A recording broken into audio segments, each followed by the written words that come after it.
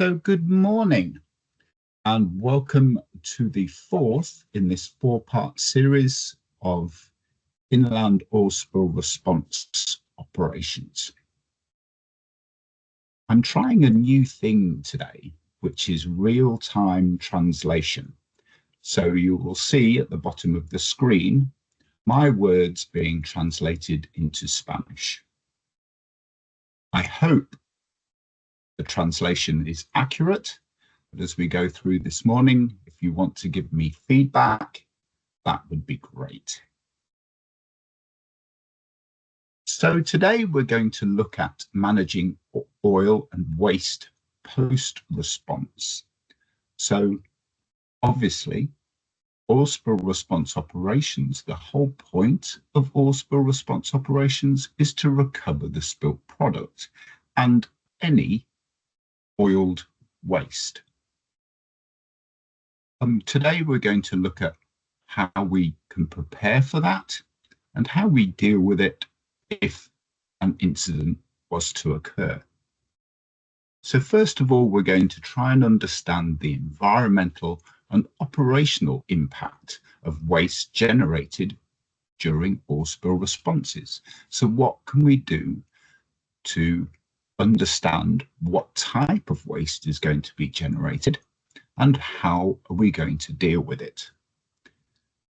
When we're talking about how we're going to deal with it, we're going to discuss a structured approach to waste management that follows a clear hierarchy.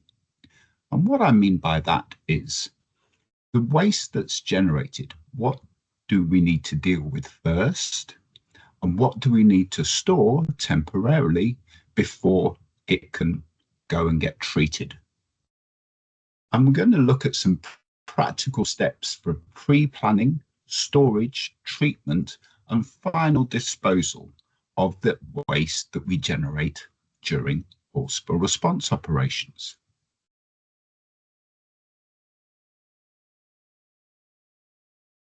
Obviously, before we even begin a response operation, it really helps us if we've thought about the type of waste that's going to be generated by it. For the vast majority of oil spills, we know the potential source. And if you remember back to the second webinar that we did, we talked about the importance of doing a NEBA or CEMA assessment.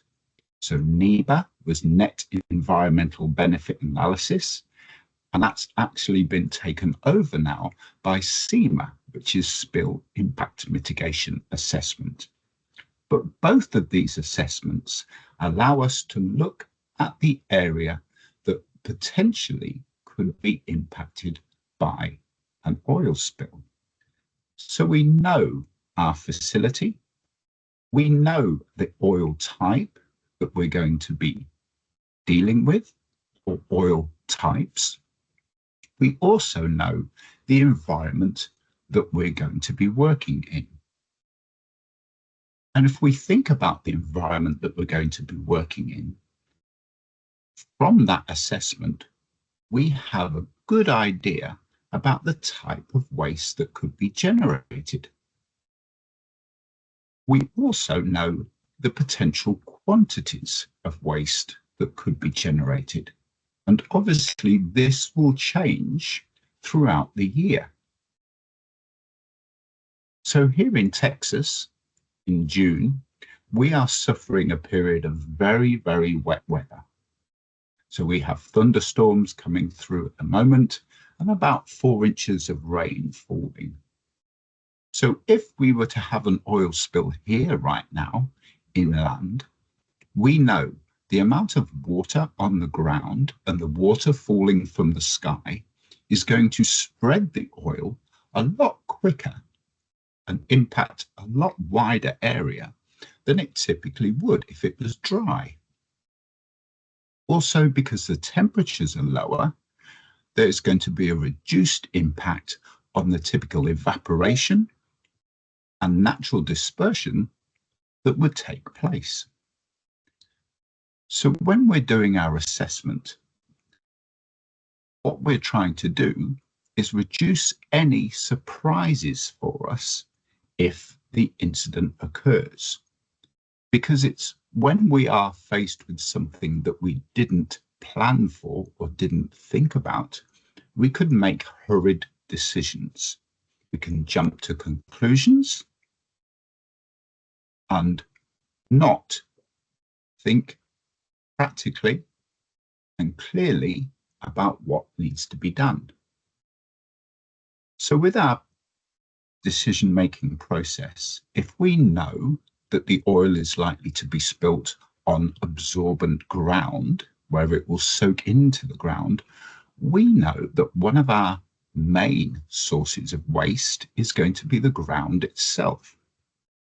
So in our planning process, how are we going to either contain that oiled soil, or how are we going to move it and transport it to a treatment site or a temporary storage site? When we're thinking about temporary storage sites, obviously it's got to be close enough to the response zone that we're not transporting it miles initially, but far enough, far away from the operational site that it doesn't impede our response personnel.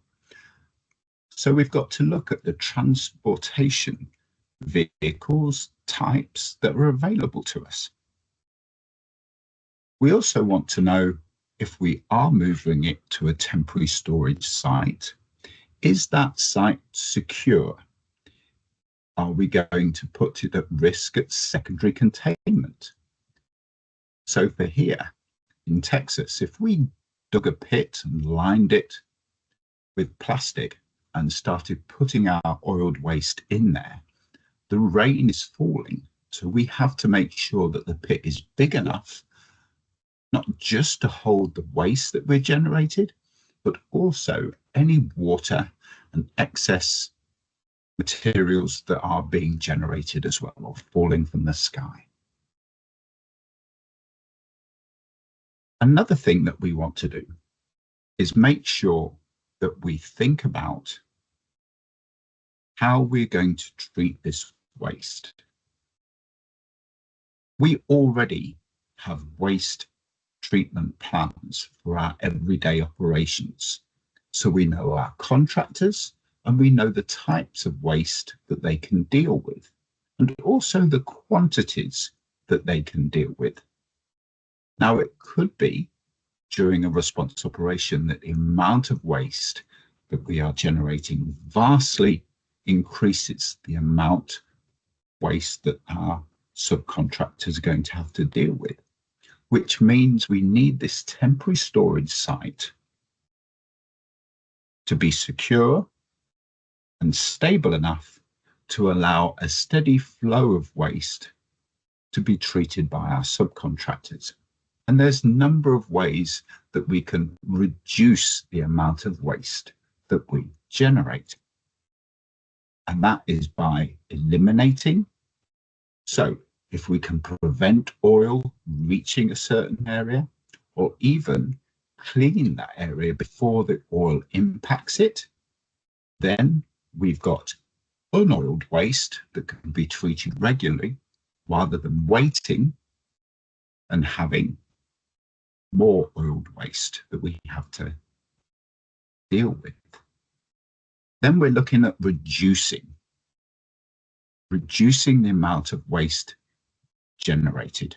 So we do that again by containing the spread. We can do that by controlling the source. And then recycling. So what response techniques, what waste can we recycle? We can use again to get more life out of it before it has to go into our waste treatment plan, or actually our waste treatment structure. After that, obviously, we need to make sure that the waste itself is contained and isn't going to have secondary contamination.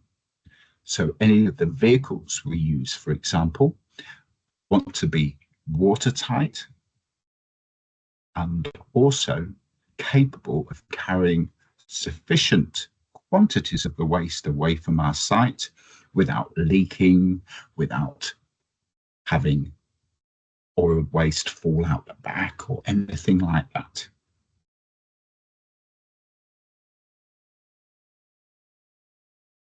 So when we're looking at our storage sites, these are our temporary storage sites, what's important to us? And again, this is part of our planning process because obviously anywhere that we store waste must comply with any local, regional or national regulations.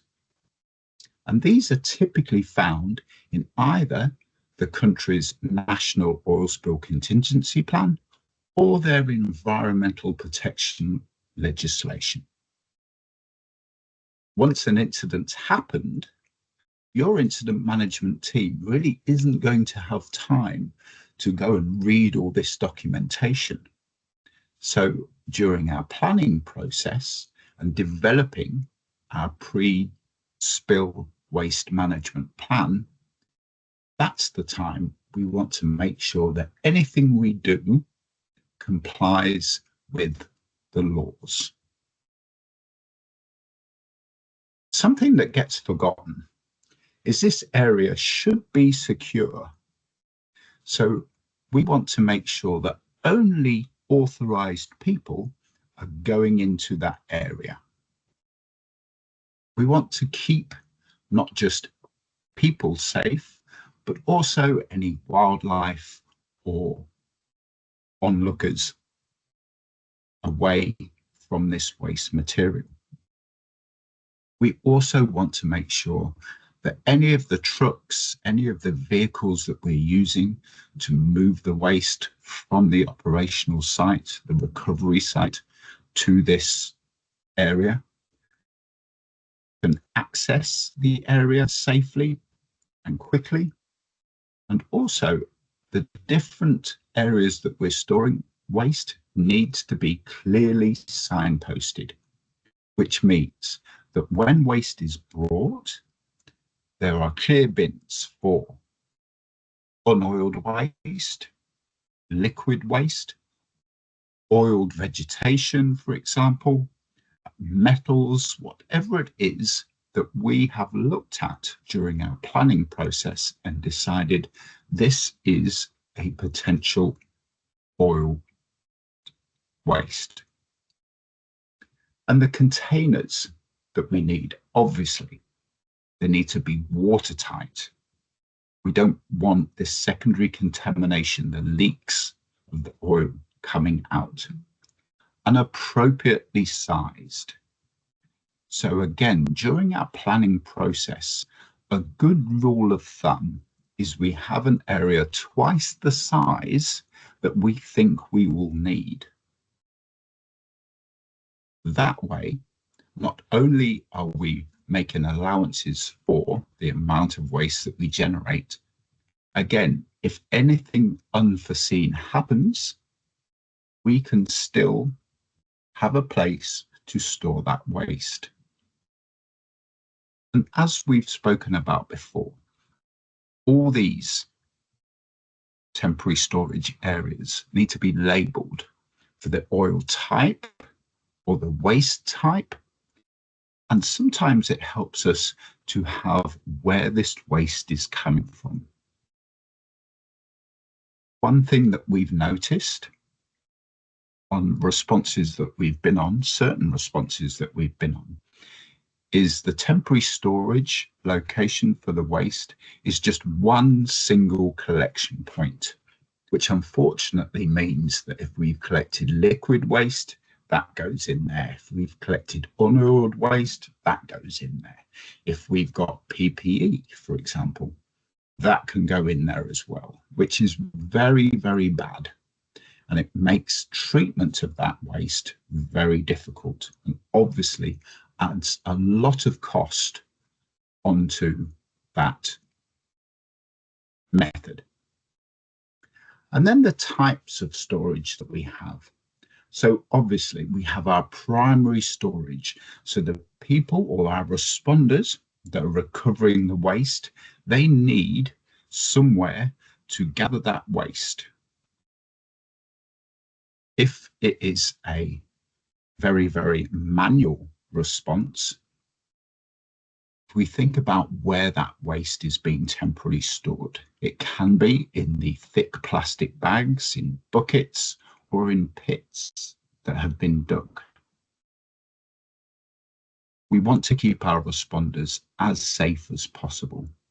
If we think about the risks with putting oiled waste in plastic bags, obviously moving those plastic bags, again, is a very manual effort, requires people to physically lift those plastic bags up either into a truck or a trailer or a bucket on a tractor or however it's being moved. So that's adding another risk in. The same thing goes for buckets. I'm sure everybody's seen the pictures of people responding to incidents with scrapers, with rakes, with shovels, and picking up the oil and putting them into buckets. Again, that is another manual handling risk and something we have to think about when we're doing our waste management plan. What's the best way to move the recovered waste from the operational site to this temporary storage area?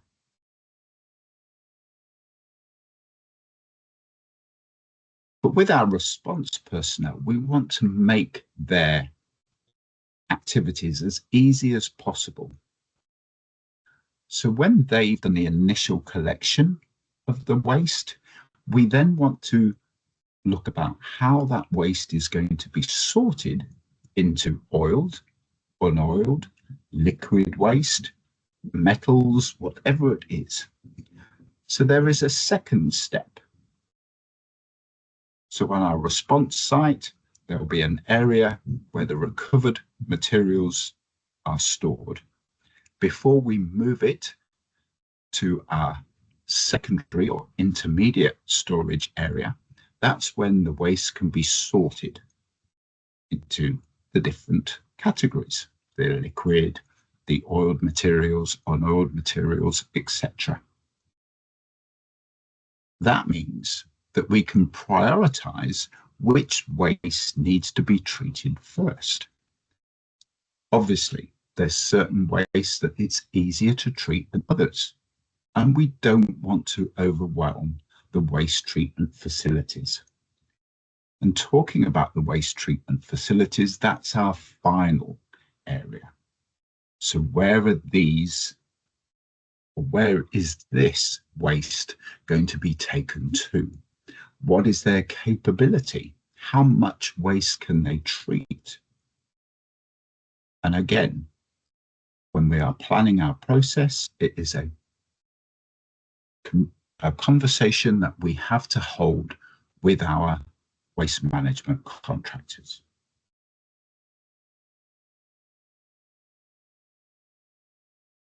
Obviously, we put a lot of effort into recovering oil.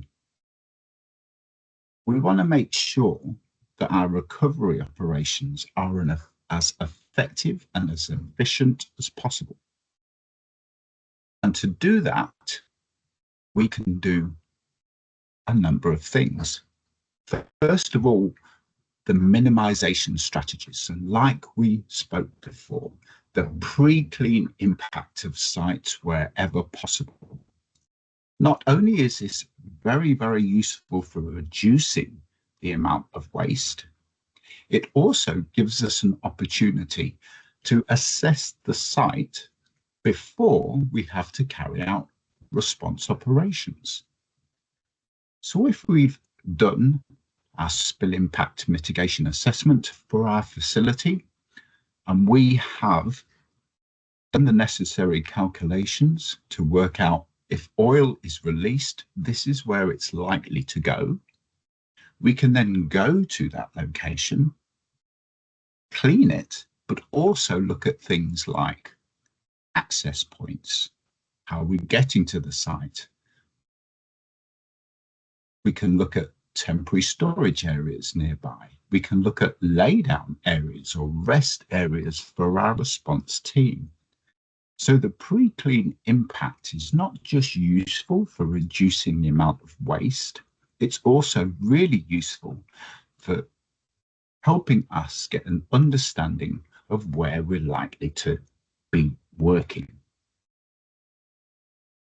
Next is prioritize manual recovery techniques that generate less waste, especially with inland operations. So manual recovery techniques, vacuum trucks are a perfect example of this. If we think about what vacuum trucks do, we can move them into our operational site and use them to recover as much of that liquid waste as possible, which is very good for us. We're just recovering liquid waste. It's already being put into a temporary storage and sealed container, the vacuum truck itself, and really helps us minimize a wider area impact. Next is sorbents. Those of you that know me know that I think sorbents are a very, very useful tool, especially in that immediate response capability. But they are also a huge drain on our waste management operations, in the fact that there are very, very few sorbent materials out there that can be reused. There are some materials available that can be sent out, washed, recovered, and used again. But the main types that we will come across are single-use sorbents. And they have to be incinerated because they're made out of plastic. So when we are using sorbents, we've got to make sure that we use the minimum that we need. Also, we want to make sure that we're not duplicating efforts. When I'm talking about duplicating efforts, I'm talking about that we treat an area as effectively and efficiently as we possibly can, so we don't have to go back to it and do it again. So when we are carrying out our response operation, we want to make sure that we do a very good job and that area is clean, and then we protect it from being oiled again. And then there's secondary contamination. This is where we've recovered the product, had it in a temporary storage location, but then something happens that means that there's either a leak from that area, that it's on a route that people traverse through, or another operation. Now, obviously, our spill response equipment needs to be maintained and looked after, because if it's not, we get hose leaks, pumps fail and leak. We can use the incorrect boom, for example, and have to change it out halfway through an operation. So rather than just having one set of oiled boom, we've now got two, potentially three sets, because our initial boom has failed. Another thing that's very important is these containment covers on storage sites. We don't want, if possible, our temporary storage sites to be open to the elements. So this can be done in one of two ways.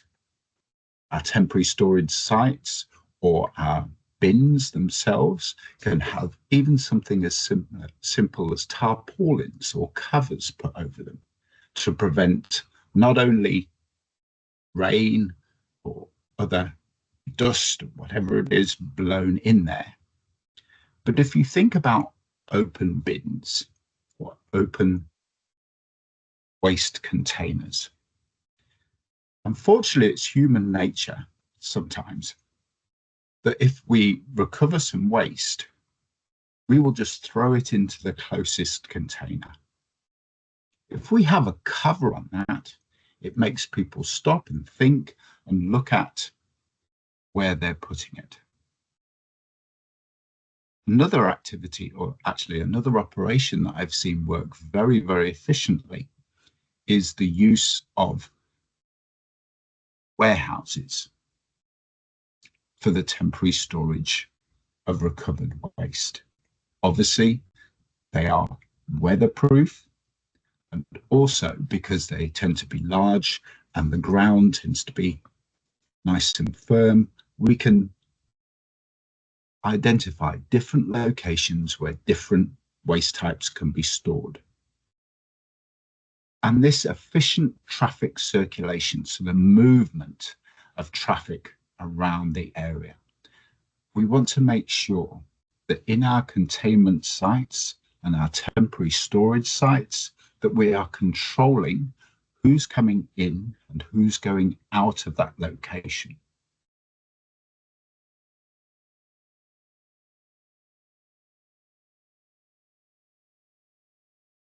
So talking about movement of people and vehicles and other response equipment, it's very important that when we are setting up our operational site, that we know our work site, the hot zone, we know our clean area or the cold zone.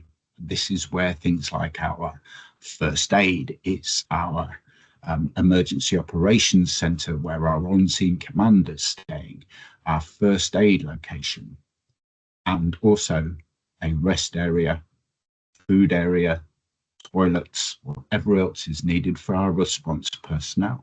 But what we want to avoid is people coming straight in from the work area, straight through into that clean area. So there is a transition area, which we call the warm zone. This is an area where we can clean, not just the responders, but any equipment that they're bringing.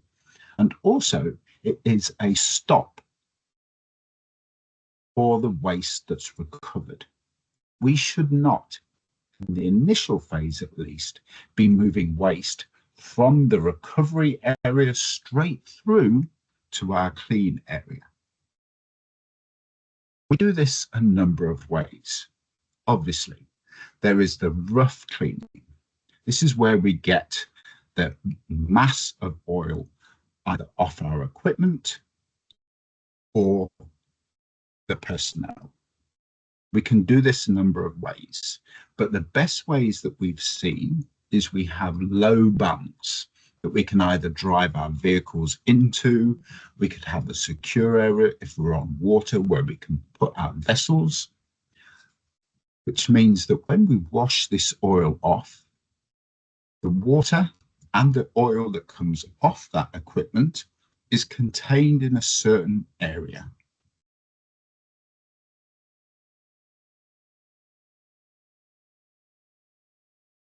So once we've done our rough cleaning, before we move out of the warm zone, we want to make sure that any product that's not, or any equipment that's not going to be used again on our response has this intermediate cleaning. So if we think about, we're using a digger, for example, to recover oil on a beach. And it's got a bucket on the front, and we're driving it on firm sand and scraping off that top level of oil and a very minimal amount of sand. But we've come to the end of the day. We're only doing daylight operations here. Our rough cleaning will be cleaning the tires, obviously, of that vehicle and the bucket. And we stop there because the vehicle will stay in that warm zone overnight or until it's needed again. Obviously, vehicles won't be used forever.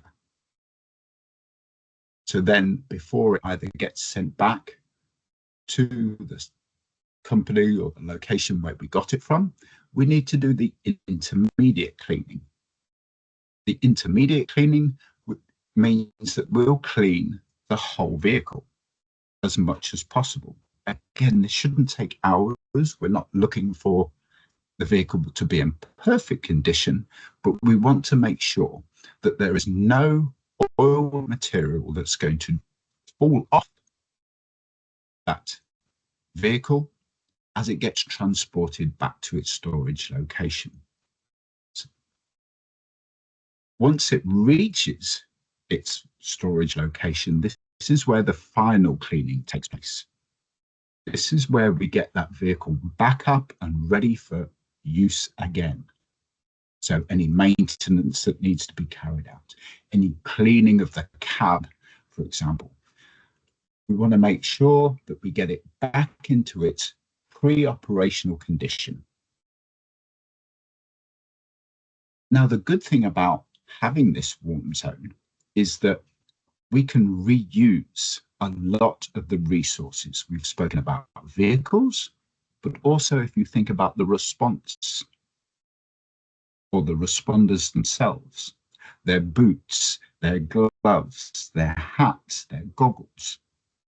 If we have a well-organized warm zone or transition zone, we have areas where our responders can take off their outer layer of PPE or their outer layer of clothing, the one that's been impacted by the oil, have somewhere to hang it up so they are then clean and can move on to the cold zone.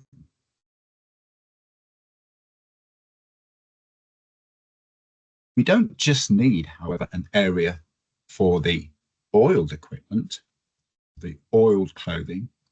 We also need something for them to change into. So when we are thinking about our warm zone, we need to identify an area where people can get changed out of their oiled clothing and into clean clothing before they go out. It's got to be well marked. So when they come back to do another cleanup session, they know exactly where to go. They can put their previous oiled equipment on and move into the work zone. So that area obviously has got to be protected from elements. There's nothing worse than going out, having your lunch break, it rains over lunch, and you go back into the warm zone and have to put cold, wet overalls back on. It's very demoralizing. I've done it a number of times. So we need an area that we can safely, effectively store that PPE and clothing before it's needed again.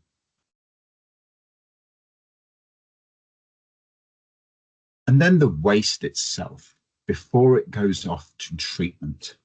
We've spoken about segregation, the difference between the liquid waste, the oiled sediments, the contaminated solids, and also the specialist or hazardous wastes. This is where the oil is mixed with something else that's hazardous to our health.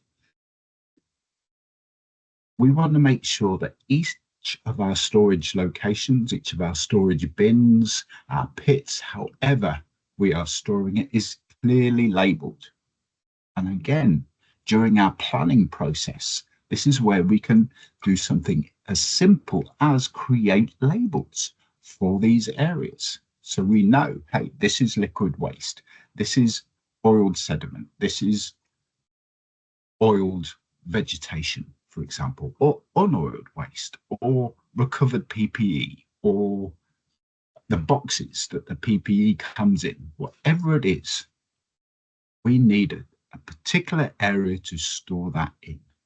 And that can be part of our planning process because the labeling and storage of each waste type needs to be kept separate So when it is treated, only the oiled and hazardous materials go into the oiled or hazardous materials treatment pathway.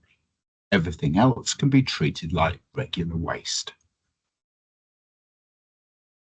When we are moving this waste, obviously, for the oiled and liquid waste, we want to make sure that the vehicles that we use are sealed and decontaminated when they arrive at their site. Decontaminated as well, because I'll give you an example. There was an incident that we responded to a number of years ago now, where the responsible party had a contract with the local waste company. So they had the large bin trucks that used to go and pick up household waste every morning. And this contract said, you can come in and you will take this particular type of waste. But what we found was these vehicles, when they came to us, weren't clean. So there was already waste in those vehicles. So if we were putting oiled waste into it, all of a sudden now there was the waste that we collected and the waste that was already in that vehicle. So any vehicle that we use, any storage container that we use needs to be clean before we put additional waste into it. And we want to make sure that everybody understands this is the procedures that we are following to ensure that we don't get this secondary contamination. Unfortunately, especially for small incidents, tier 1 size incidents, the movement of waste happens at the end of the operational period. There's been an incident, we've responded to the incident, we've used our absorbent materials, we've used our skimmers, we've filled up our temporary storage tanks, and the movement of the waste happens at the end of the operation. So everybody's tired. They've been going for 16, 18 hours. It's getting dark. They just want to go home and have a break. And people cut corners. So either we need to identify a secondary team that comes in and manages the waste so they're fresh and they follow the procedures, do everything correctly, or we need to have sufficient security on our temporary storage location that we can wait till the next operational period so that these policies, procedures, and actions are followed correctly. And then where possible, we look for recycling opportunities. So can the waste that we've recovered be reused? So if it's recovered waste, for example, can we clean it or use it for road building or other construction activities? If it's materials, can the materials be cleaned and reused? If it's liquid waste, can it go back into a separator or a treatment facility where the liquid is back into the refining process, for example? So there's a number of treatment processes that are available to us. For the treatment of recovered liquid waste, obviously, especially if we're using skimmers, we're going to get not just oil, but also water. So when we are storing the equipment, when we are storing that recovered liquid waste, it is going to separate over time if it's at a stable location. Is there the capability for us to let this gravity separation happen, or there are machines and equipment out there that will speed this process up? Now that again will really help us, because we're not just then dealing with oil and water mixed, we're dealing with mostly oil that can go back into the treatment processes. But then think about the water that's left over. Obviously, that water needs to be tested. We need to see how much residue is in that oil and if it can be put back into the environment or if it needs to be treated again. And the same with any debris, especially when we're looking at oiled vegetation. How are we going to treat that vegetation?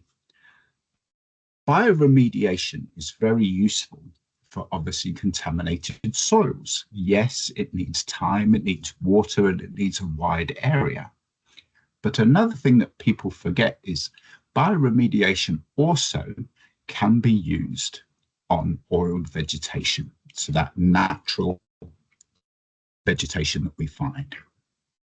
That can be left in a particular area, allowed to rot down. The addition of the bacteria that eat the oil can be applied to that area, to that material, and it will naturally, again, given enough time and enough fresh water, the oil will naturally break down into its component parts. Depending again on the oil type that we are recovering, there are emulsion breakers. So again, chemicals that we can add to the oil, the recovered product, that will help break it down into its elements, the different elements, which then can be recovered and treated.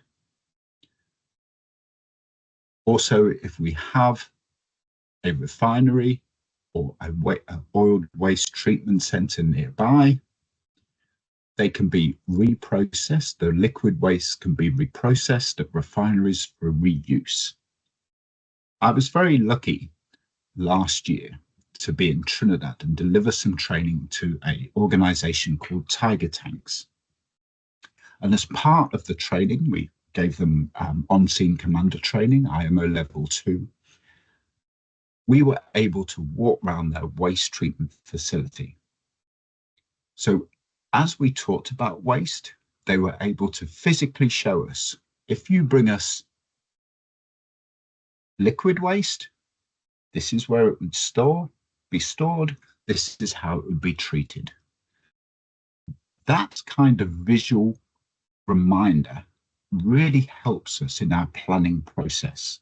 So those of you who are at a facility that have a waste treatment contractor, I fully encourage you to go and visit their facilities, walk through the processes of how they manage the waste with them, because that will really play into your development of your waste treatment plan. You understand how they're going to manage or treat the recovered waste, so you know what they are looking for when they come to your site. So the oiled sediment, we've spoken about this previously. So the sand cleaning using mechanical sieving. So this is where we recover the sand, we can wash it off and recover that liquid rather than the sediment itself. There's beach washing for lightly oiled materials. So when we're talking about beach washing, this is slightly different from the sand. The sand is obviously very, very small particles. The beach washing is we're looking at the pebbles, the cobbles, or the rocks. And bioremediation methods. There are a number of very good bioremediation methods out there, as long as we understand that it's not just sprinkling a packet of product on an area and leaving it. It needs constant monitoring. It needs time. It needs fresh water. It also needs to be protected in a secure area. Because our final disposal destinations are things that we need to understand what is available in our country. The majority, unfortunately, the majority of recovered waste goes to landfill. We want to make sure that if it is going to landfill, that we're not getting that secondary contamination. So any waste that we send to these landfills need to have a very, very low concentration of oil in it. This ties back into that first slide where I spoke about the law. In many, many countries, the law states that these are the maximum levels of oil that can be accepted into these landfill sites. So we want to make sure that when we send our waste there, it fulfills those requirements. The second disposal method is incineration. Many countries have incinerators available for them, but there's also contractors that will provide mobile incinerators. Obviously, the amount of waste that these mobile incinerators can treat are limited, but during our planning process, it can really help us identify where these incinerators can come from, how long they're going to take to get to us, where we can set them up once they're here, and also what are we going to do with the waste that the incinerators generate. They don't burn everything. We are going to have some waste left over. What are we going to do with that? And then obviously, last but not least, there's the reuse. So if we can use the waste that's generated in building materials or anything else, then we will try and recycle it as much as possible.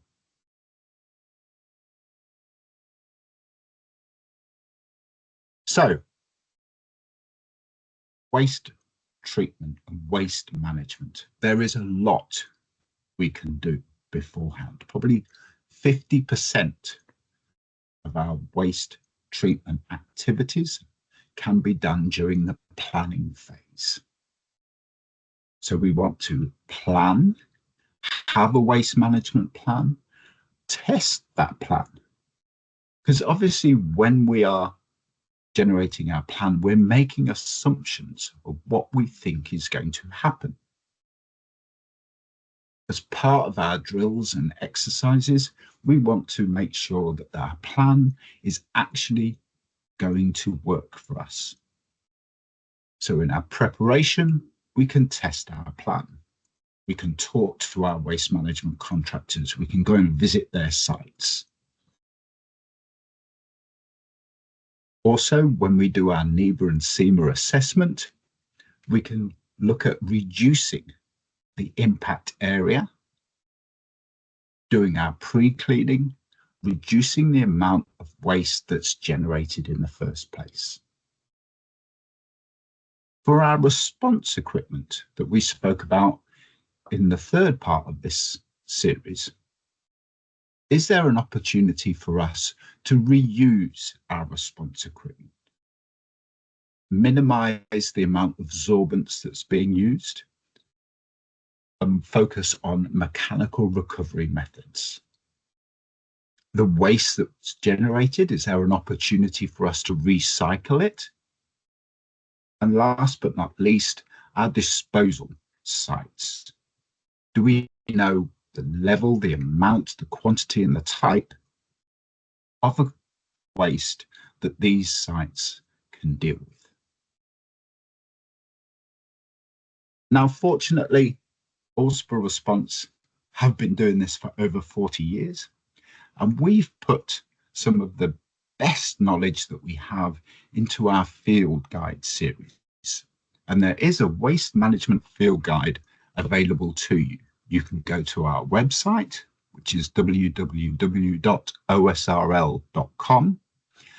and you will see in our resources all the different field guides that you can download, print out, or just read on your computer. That will walk you through the process that we've spoken about today. The planning process, the assessment process, and then also, if there is an incident, how best you can deal with any waste that's been generated. Obviously, we want to make sure that we keep our responders safe, that we're not creating additional hazards by recovering the product. A huge part of the process is the planning. So how can we prepare and train for the predicted impacts and risks that our waste management activities will raise? We want to make sure that our response strategies are not only going to be effective, but they're also going to be efficient in the equipment and resources they need to be carried out, and also the type of waste that we generate. And last but not least, communication. All responses live or die by effective communication. So we want to make sure that the management team is talking to the response team, is talking to the contractors, is talking to the regulators, especially around waste management. So thank you very much for attending this series of webinars this year. I'm sure that I've probably given you more questions than I have answers. So if you need to discuss any topic that we've covered, not just in this webinar, but also the series and in all spill preparedness in general, please feel free to reach out to me. So my name's Tristan Barston. You can go and find my contact details on our OSRL website, which is osrl.com, like I said, or you can call any of our duty managers at any time with your specific questions, and they will do their very best to answer. So again, thank you very much for your time today. Does anybody have any questions?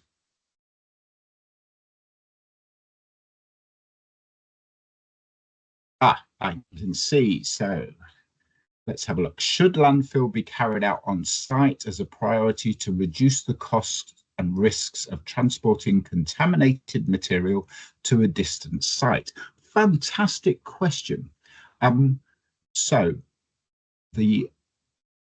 in my experience, landfills are in a certain location because of the legal and regulatory requirements in that country. We have to be very, very careful and do geological studies about what is going to happen to the product or the waste that's stored at a certain location. We want to make sure that it doesn't leach into the ground and causes secondary contamination. So when you're talking about landfill, for me, that means it's going to be stored there for a very, very long time. And I think that raises and puts more challenges on the incident management team. I would recommend that we have a temporary storage location, so a lined pit, if that's what we're going to use, but we need some understanding of what the longer term treatment's going to be. So when we're saying, should a landfill be carried out on site, I would suggest not, but obviously every case is different. And I'm more than happy to look at your particular facility, the region that you're working in, and give some more accurate guidance. And you've followed that up with, I heard that Research Institute recommended on-site landfill when it came to wetlands.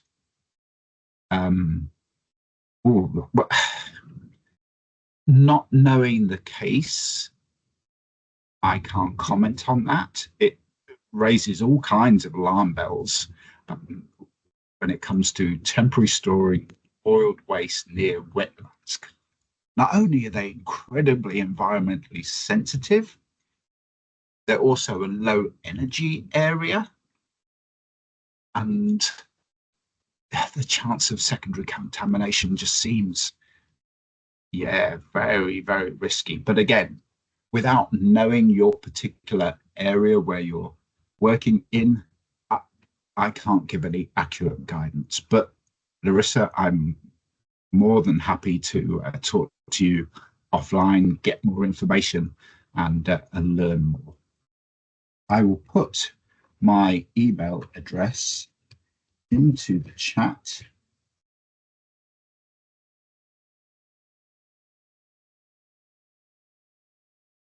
So please feel free to contact me if you'd like to discuss in more depth.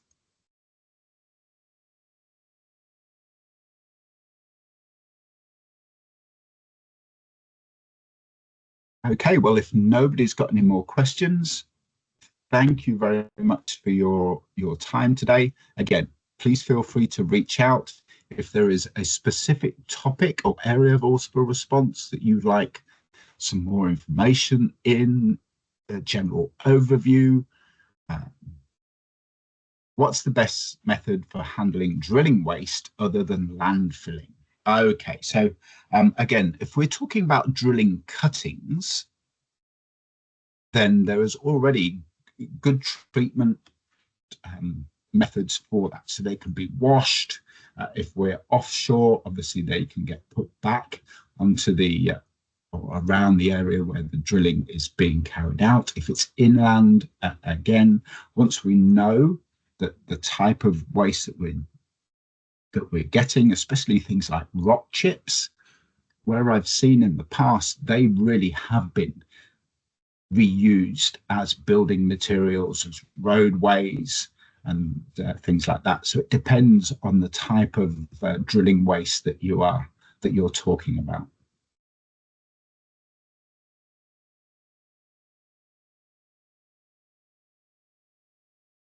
But again, more than happy to talk to you in depth about this. Feel free to drop me an email.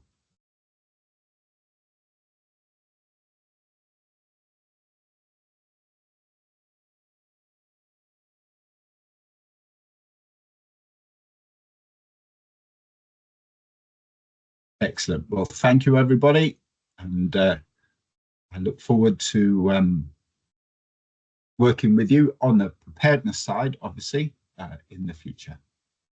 Enjoy the rest of your day.